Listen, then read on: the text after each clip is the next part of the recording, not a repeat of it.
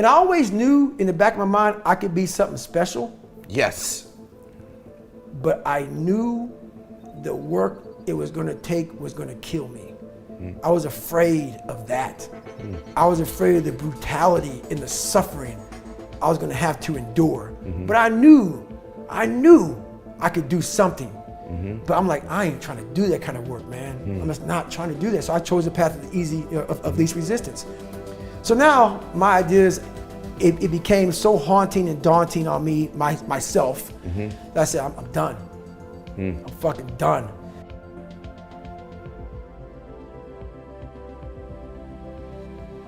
You're gonna find peace from going to war with yourself, because we all got shit. We all got shit. People look at me, the reason why my story resonates with people, because I don't hide. I'll tell you exactly who the fuck I am. I will admit to it. People are great at hiding. So they want to just find peace. No, you gotta take your shit, fix whatever's fucked up in you. Don't just shove it under the rug, fix it, and then you'll find some peace later.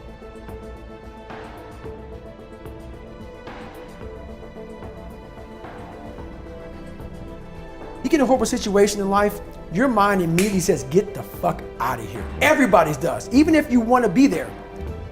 But it starts to have all these different questions in your mind in that 1 second. And it says, okay, why are you here? Why are you doing this? Why this? Why that? And then you start to say to yourself, if you don't want to be there that bad, I have a beautiful life at home, man. Why the fuck am I doing this, man? Like, this is stupid. This is gonna get these guys injured. Like they're gonna pay for this for the rest of their lives. I'm not gonna break my body up to do this.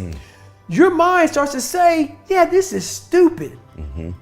But if you are already knowing that this is gonna happen to you, you have all the answers to these questions that your mind starts to give you when you're in suffer mode.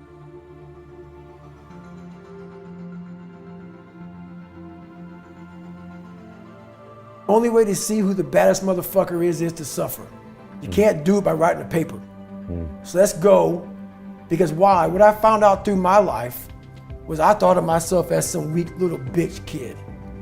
And what I found out, and the only message I want to get across to people is, once you change one thing, your mindset, you can attack everything.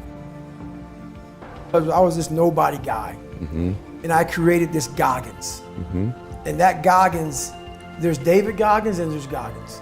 David Goggins is a calm, cool guy that sits back. Used to be a, weak kid. Now he's just a normal guy. Goggins is a guy that is willing to tape up his legs to go after it. In that book, you read about David Goggins and also Goggins. What I realized in my life is that Goggins is who I love. Goggins is who I created. My dad created David Goggins. I created Goggins. So what's happening with me, and since Can't Hurt Me came out, and since I got on social media, which is why I fucking don't like social media, which is why I'm not on there very much, which is why I give people one time, I have to do me. I have to do me. So people get it fucking twisted, man. I am who I am. What's in that book is me. So now what they see is this guy who's trying to get people to get off their fucking ass. That just happened to happen, man. I didn't set out. When I set out to be a fucking SEAL and set out to go to Ranger School and all this other shit I did and break records, I didn't set out to fucking please motherfuckers. Right. I didn't set out to say, hey, pay me now. I got a great fucking story. Fuck that. And I realize now that my life has kind of gotten to a point where people know me, I have followers and whatnot.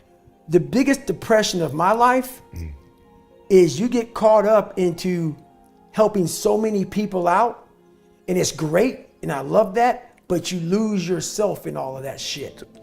It literally, and people go, man, but my God, like you're changing. I get all that shit, man. But what the fuck is motivating you in that book? What's motivating you is the fucking stories I'm telling you about what I did in my life. Once I stop living that, I'm no more. I am not the fucker that you are now being motivated from.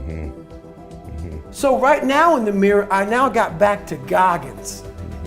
I'm now back to running 100 miles a week. I'm now back to getting the fuck. I saw, and I talk to my girl about it all the time. you travel, you speak, you all this shit. It's all fucking great and dandy for most people. I'm Goggins. What makes me is the dungeon.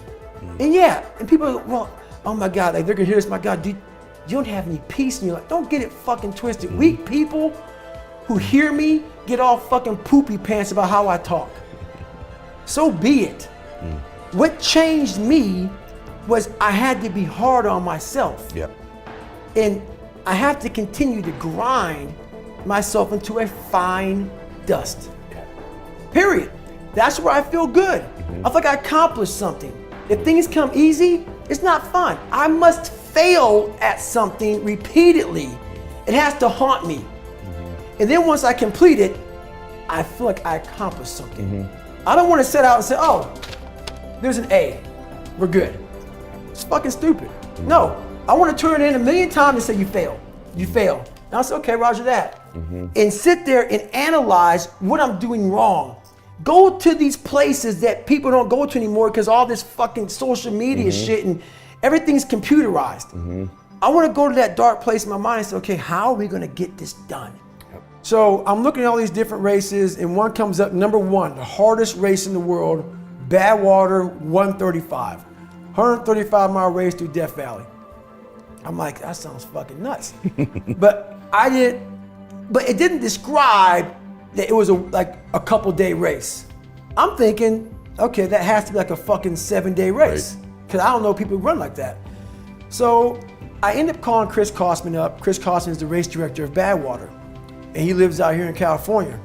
He's like, hey man. I'm like, hey Chris, I call him up in the first conversation. I actually have all the emails in my book for me, him going back. He's a fucking stickler, man, I'll tell you that. So I call him up and say, hey man, I'm gonna do this race. He's like, have you ever run 100 miles before? I'm like, no. He goes, well, to get my race, you have to do a 100-mile race. And you gotta do 100 miles in 24 hours or less. There was only 2 more races I could do before the deadline dropped. And so I'm like, he goes, you live in San Diego, right? I'm like, yeah. This was Wednesday. I call him up on a Wednesday morning. He goes, well, there's a race on Saturday. And it's called the San Diego One Day at Hospitality Point in San Diego, where you run around a 1-mile track for 24 hours and see how many miles you can get. So I'm like, fuck it, man, this guy's kind of calling me out. I'm gonna get this shit done. I'm a SEAL, I'm a badass. Been through Ranger school and shit. I got this. Hardest thing I did my entire life, dude, was this one race. I get going, I sit down at mile 70. And buddy, I hadn't sat down yet. I sit down and everything falls the fuck apart. Literally, man, I'm like peeing blood down my leg. I have some crap coming out of me and I got 30 fucking miles to go. And I'm in the worst shape of my entire life. And so I won't get too deep into it, man, but I end up going back through my cookie jar and I talk about, my cookie jar is basically something I invented about. We forget how badass we are when we're suffering. Because our mind just stays right there in suffering. The cookie jar is a reminder. You know how your mom used to have the cookie jar, you don't know what kind of cookie you're gonna get, but it may be oatmeal raisin, maybe chocolate chip meat, because she's dumps them in that motherfucker, you just grab one and go. Yeah. So my cookie jars, the things I've accomplished, failed at, didn't fail at, just kept on grinding through. So I take this 1 second, I calm down, so I realize, okay man, I gotta be able to just stand up first, come all dizzy and lightheaded, and I go through this process. And I said, I might quit, but not yet. I go, this is the worst shape of my life. So I said I might quit because when you're not gonna quit something, you got 30 miles to go, your mind's spazzing. Like I'm fucked up. Like 30 miles is a long way to go, just fresh. I've already gone 70, I'm in the worst shape of my life. I'm like, okay, so I'm giving my mind some space. Because if you don't give it space, it's just gonna freak out. Okay. So I'm like, you know what, I'm gonna quit, but let me just sit here for a second and drink some water. Now I'm drinking water. I have my crew going over to get some fucking, nutrition, some food for me. I'm getting better. So now I stand up. I'm like, wow, I'm able to stand up now. Because I wasn't able to, I was all lightheaded. And I'm going on this track and I get to mile 81 and I wasn't gonna make the time. I was moving slow. You're behind time. Way behind. Okay. And this is the craziest thing in the world. And I fucking shit you not. I'm in the worst shape of my entire life. ever. I've never even been close to this. Again, never. Mile 81, I'm not gonna make the time as slow as I was moving. And when your body and mind connect, and I think this is the only time I've ever done this, Okay. you become a cyborg. I end up running 20 miles at about a 10, 15 mile and get done with that race. I did 101 miles in 19 hours and 6 minutes. I learned more in that one race that I wasn't prepared for. That 19 hours brought me from utter misery, happiness, failure, success, depression. I went through every fucking emotion in the world in 19 hours. What I got a chance to experience in that 19 hours and 6 minutes of my life was something I didn't want any painkillers. This was proof positive. What I was feeling is what I just did. I did something without training, without coaching, without a cheering staff, without any knowledge. I took a raw human being with no training whatsoever, put him out in a condition, and just through this alone,